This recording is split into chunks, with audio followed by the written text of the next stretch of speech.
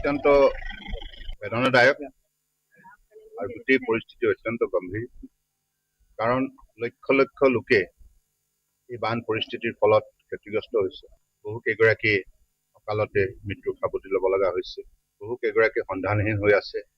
খেতিয়কৰ মাটি ভেটি, গৰু ম'হ হাঁহ কুকুৰা গাহৰি আৰু মীন পালনৰ পৰা আৰম্ভ কৰি এগ্ৰ ইকনমিটো বহুত ক্ষতিগ্ৰস্ত হৈছে। গতিকে এই পৰিস্থিতিত আমি সকলোৱে মানৱ ধৰ্ম পালন কৰিব লাগিব। মানৱীয় দৃষ্টিভংগীৰে এই বেদনাগ্ৰস্ত ক্ষতিগ্ৰস্ত ৰাইজক আমি আন্তৰিকতাৰে সহযোগিতা আগবঢ়াব লাগিব।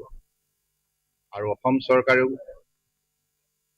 নিষ্ঠাৰে আৰম্ভণিৰ পৰাই উদ্ধাৰ আৰু সাহায্য অভিযানত আত্মনিয়োগ কৰি আহিছে।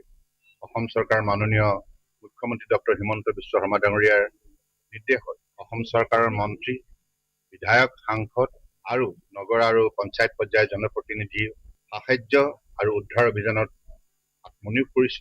কেন্দ্ৰীয় চৰকাৰৰ সৈতেও অসম চৰকাৰ মাননীয় মুখ্যমন্ত্ৰী ডাঙৰীয়াই সঘনাই যোগাযোগ ৰাখিছে আৰু কেন্দ্ৰীয় চৰকাৰৰ তৰফৰ পৰাও সকলো ধৰণৰ সহযোগিতা আগবঢ়োৱাৰ বাবে ইতিমধ্যে কেন্দ্ৰীয় চৰকাৰৰ এজেঞ্চি NDRFেও এই উদ্ধাৰ অভিযানত আৰম্ভণিৰ পৰাই অসম চৰকাৰ SDRFৰ সৈতে মিলি আত্মনিয়োগ কৰি আহিছে।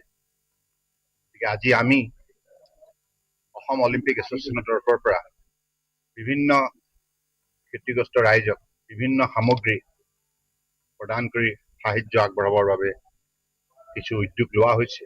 আৰু অসম অলিম্পিক এছ'চিয়েশ্যনৰ প্ৰত্যেকগৰাকী বিষয়ববীয়া সদস্যাই তেখেতসকলে যি দান বৰঙণি দিছে তাৰ ওপৰত ভিত্তি কৰি আজি 13বিধ সামগ্ৰী ক্ষতিগ্ৰস্ত বিশেষকৈ শিৱসাগৰ, নাজিৰা আৰু চৰাইদেউ এই জিলাসমূহলৈ এই সামগ্ৰীবিলাক পঠিওৱা হ'ব আৰু বিতৰণ কৰা হ'ব।